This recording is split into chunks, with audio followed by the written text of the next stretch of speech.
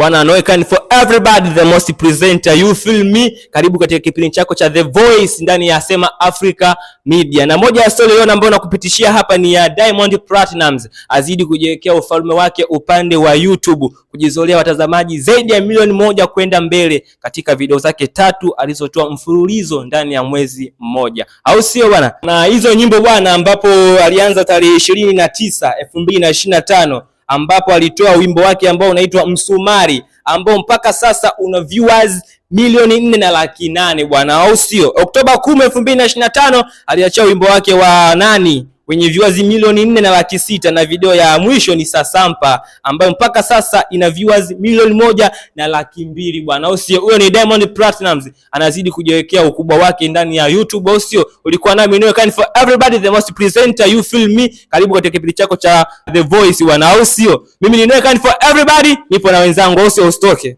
Bwana, na hapo ndio ulikuwa mwisho wa taarifa za ndani za entertainment. Miss Polkon atakwenda kukupatia taarifa za nje za entertainment.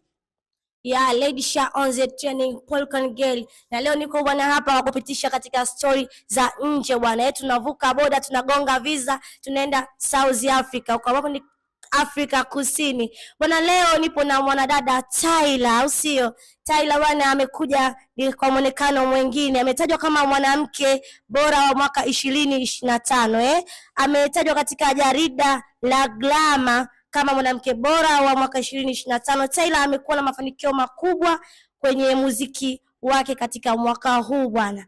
Imekuwa kupata nomination mbali, au sio? Mwanadada huyu bwana amekuwa akifanya vizuri katika muziki wake wa huko South Africa.